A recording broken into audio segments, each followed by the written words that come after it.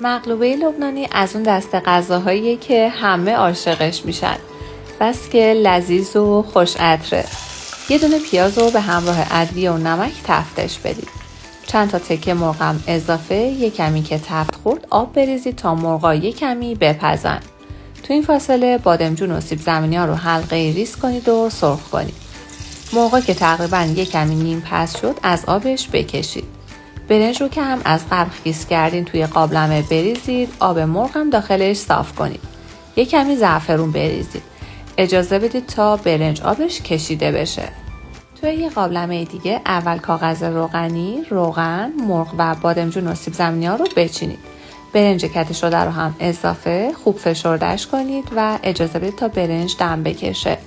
انقدر بچه‌ها این غذا خوشمزه، خوش عطر و لذیذه که واقعا بهتون پیشنهاد میکنم همین فردا امتحانش کنید. نوش جونتون.